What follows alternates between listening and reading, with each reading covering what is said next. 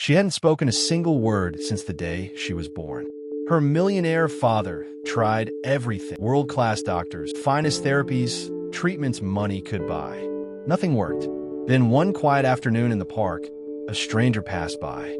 Not a doctor, not a therapist, just a man society often overlooked, judged unfairly by the color of his skin. And in that moment, something happened that defied science, silenced the father, and changed everything. Because what unfolded wasn't just a little girl finding her voice. It was justice itself speaking out. The question is, why him? It was supposed to be just another Saturday morning. The sun filtered through tall oaks as children's laughter echoed across the park. For Daniel, a man who had built his empire from nothing, these weekends were sacred. He had boardrooms filled with voices demanding his time.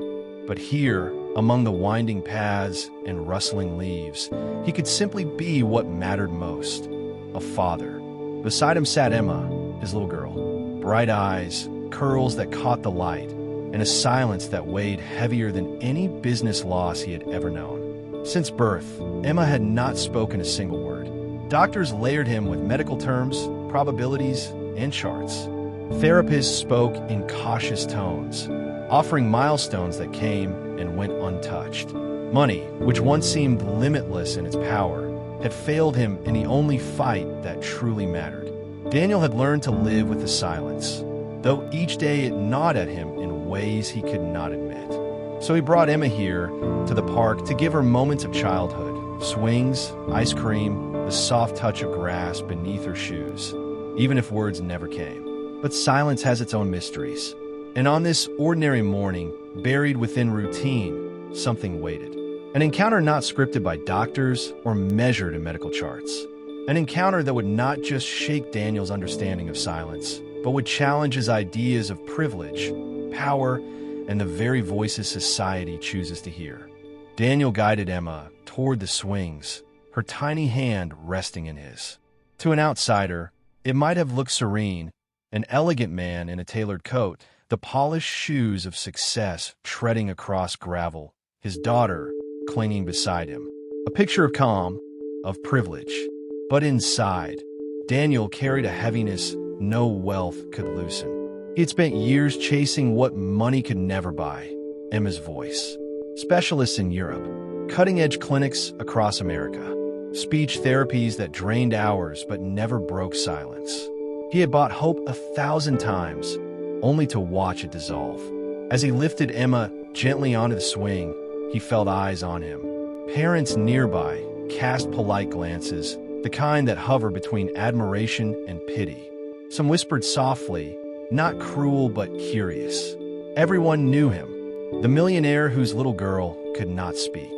To them, he was a man to be respected yet pitted, wrapped in tragedy but cushioned by fortune. Daniel had grown used to those stares, though each one sliced at the quiet ache inside. And then the atmosphere shifted. From the corner of the park, a man entered. Tall, broad-shouldered, dressed simply in a faded jacket and worn shoes. His only possession was a weathered notebook tucked under his arm. He walked with an ease that seemed unbothered by the stairs, a quiet dignity in his steps. But Daniel noticed the change immediately. Parents stiffened. A mother's hand reached instinctively for her child, pulling her close. A father's jaw tightened as he adjusted his grip on a stroller. Eyes narrowed, voices hushed. The man hadn't spoken. He hadn't even looked at them. And yet the air thickened with silent judgment. Daniel felt it too, though he despised himself for it. The subtle tightening in his chest, not of fear, but of perception. It wasn't danger he anticipated. It was the weight of what others were already deciding about this man, before he'd even taken a seat. Judgment whispered not from his actions, but from the color of his skin. Daniel guided Emma toward the swings, her tiny hand resting in his. To an outsider, it might have looked serene, an elegant man in a tailored coat, walking with his daughter through the park. A picture of calm, of privilege. But inside, Daniel carried a heaviness no wealth could loosen. He had spent years chasing what money could never buy, Emma's voice. Specialists in Europe, cutting-edge clinics across America, Therapies that drained hours but never broke silence. As he lifted Emma onto the swing, he felt eyes on him. Parents cast polite glances, whispers hovering between admiration and pity. Everyone knew him, the millionaire whose daughter could not speak. To them, he was tragic but untouchable, wrapped in privilege yet defined by loss. And then the atmosphere shifted. From the corner of the park, a man entered. Tall, broad-shouldered, dressed simply in a faded jacket and worn shoes. His only possession was a weathered notebook tucked beneath his arm. He walked with quiet dignity, yet Daniel saw how the mood around him changed. A mother pulled her child close. A father's jaw tightened on the stroller handle. Eyes narrowed. Conversations hushed. The man hadn't spoken, hadn't even looked their way. But the weight of judgment clung to him nonetheless. Daniel felt it too. Not fear of danger, but fear of perception. The unease wasn't about who the man was, but about what others assumed he must be. A history of prejudice was playing out in real time, written in glances and whispers. And then Daniel noticed Emma. She was watching him, not with suspicion, not with fear, but with wide, unblinking focus. Her small body leaned forward on the swing, eyes fixed, lips parting as though testing a sound. Daniel froze. She had never shown such interest in anyone, never reached out, never reacted like this. The man noticed too. He offered her a small, gentle nod, nothing more. Yet the reaction was immediate. Daniel caught the murmur behind him. Keep an eye out. Another Voic. The park officer paused, eyes shifting between the stranger, the restless crowd, and the little girl whose fragile voice had just broken through silence.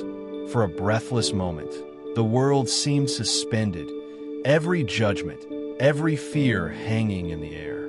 Then Daniel stepped forward. His voice shook at first but grew firm, cutting through the noise. He declared what the crowd refused to see. This man had done nothing wrong. He hadn't harmed Emma. He hadn't threatened anyone. He had been the very reason she spoke at all. The murmurs faltered. The tension thinned, though suspicion still lingered. The stranger gave no defense, no bitter retort. He simply nodded, choosing dignity over conflict before walking away. Emma's tiny voice rose again, calling after him, forming the name she had somehow found the courage to speak. And then he was gone, leaving behind not just a miracle, but a mirror held up to the world. For Daniel, the moment seared into his soul. He had spent years chasing specialists, therapies, cures money could buy. But it wasn't wealth that freed his daughter's voice. It was a connection the world almost smothered in suspicion. A connection judged not for its power to heal, but for the skin of the man who made it possible. This story isn't just about a little girl learning to speak. It's about how quickly prejudice can choke the beauty of a moment. How society is trained to fear first and understand later. And how many more miracles are lost. Not because they don't exist, but because bias drowns them before they can be heard. Emma's voice was a beginning. But the question is, will we listen? Or will we let fear, racism, and judgment keep silencing the voices that were always meant to change us? Because sometimes the most powerful words don't come from the mouths of the wealthy or the privileged. They come from those the world refuses to hear.